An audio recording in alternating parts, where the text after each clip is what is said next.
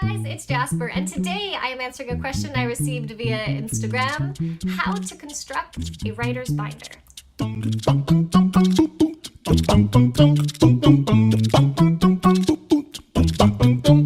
today I am answering the question, how to construct a writer's binder. To this question, I would firstly say, you've asked the wrong person.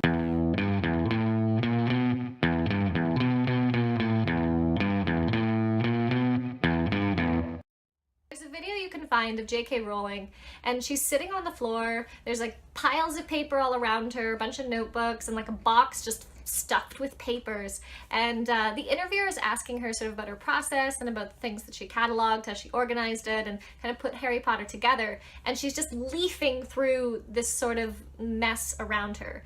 And I think that this is the closest to what my own system looks like. Don't get me wrong, I love being organized. But when it comes to my writing work, everything tends to get spread out everywhere. And this is because sometimes my brainstorming is very organized. I'm sitting down to do a writing session and I go, you know what, I need to really work on this aspect of my world. So I pull out a notebook that I've been using and I write it all out, then I reorganize it, make it beautiful. Sometimes that happens, but sometimes you get ideas and you're in the bathtub, or you're talking to a friend at a cafe, or you're listening to a presentation or a conference, or driving somewhere. And all I have with me is like a gum wrapper, or I can take a note on my cell phone, or I have that old journal that I was gonna use, or the back of a pamphlet someone's given you. I have stacks and stacks of pieces of paper that are related to notes and drawings for my book that were taken during lectures in my university years.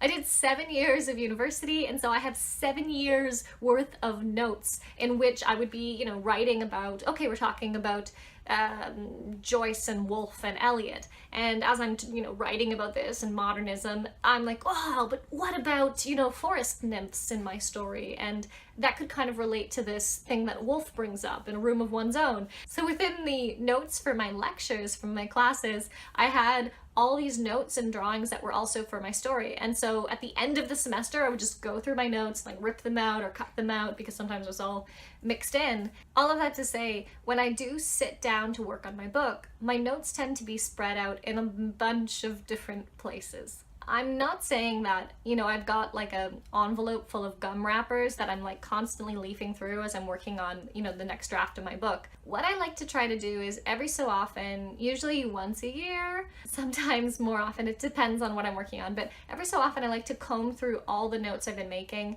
So recently I went through all of my notebooks that I had, I went through all the notes on my phone, and I took them, and the things that were important, I wrote them all sort of in one place.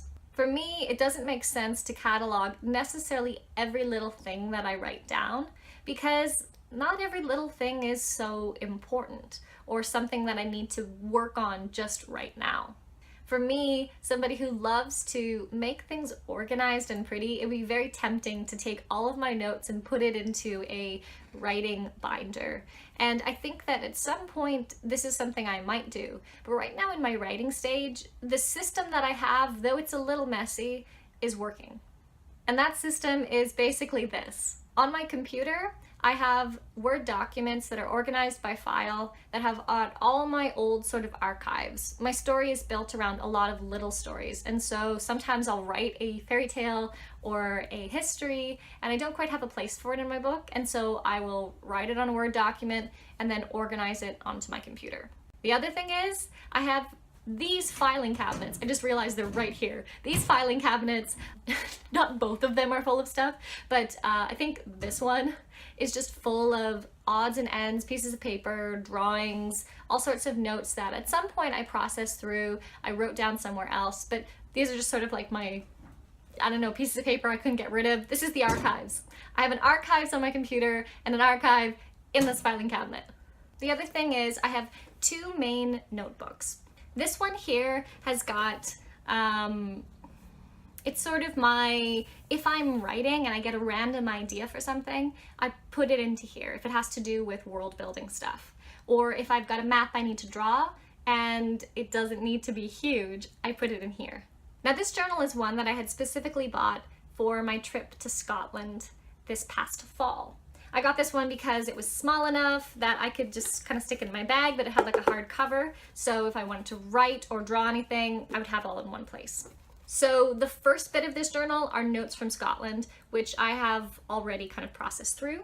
What I've been using this notebook for recently has been, as I've been working on the second draft of my novel, I've been taking daily notes. So when I sit down for a writing session, I put the date at the top, and then I keep track of notes here. And then at the end of the session, or at the end of my week, I go through those notes and kind of mark them to where they apply. So if the notes I've taken apply to part 2 or part 3 or part 4 of my novel, I can put them out that way.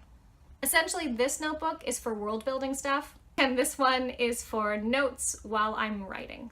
The other thing that I have are these. See this big notebook? How big it is? It's very big. I have 2 of these notebooks.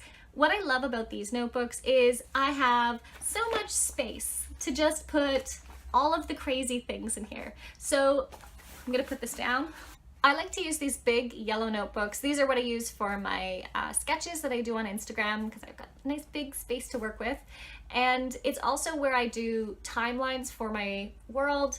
I've got some big maps in there and also just world building stuff again. What I like about these notebooks is they kind of act as almost like a chalkboard space. It's this great big space and I can rearrange papers on there and then, you know, tape them, fasten them if it works, but it gives me sort of a place to play around in. When I got this question, I was sort of surprised with myself that I don't have more of a writing binder like I've seen other writers have. Because anytime I do anything, I have a binder for it. If I go on a trip, there's a binder for it, and it's like carefully organized. When I was in school, I would have binders for each subject, and when I was getting married during the last year of my master's, I had like my master binders, and then I had my wedding binder, which was just like this monster. So I love creating binders. I love if I can have, this is everything for this world is in the space. But for myself, I just don't have the writing binder that even myself I think I should have. But I think a big part of this has to do with the fact that it's just, it doesn't work for what I need. So I don't have a writing binder, but I have 4 writing binder-like things.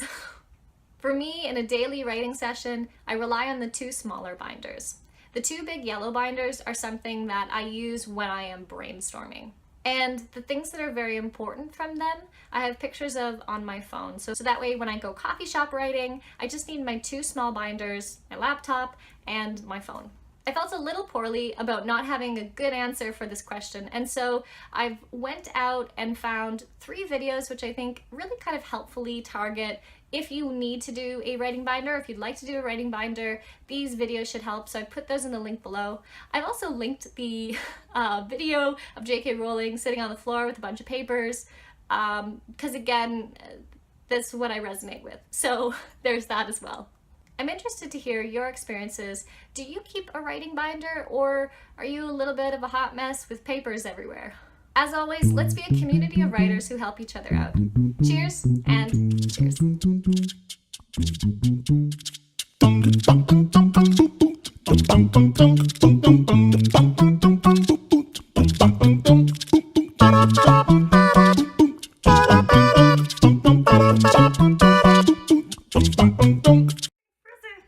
We are getting frizzy hot, frizzy hot. I want to talk about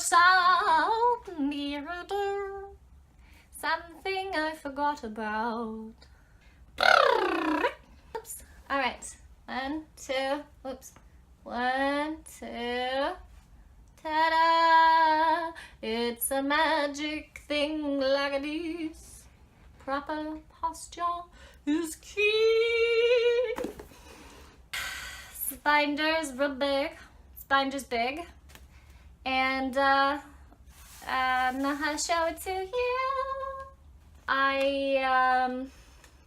Well, I don't know, sometimes the words fall right out of your head. And yeah, all right, we'll try it again.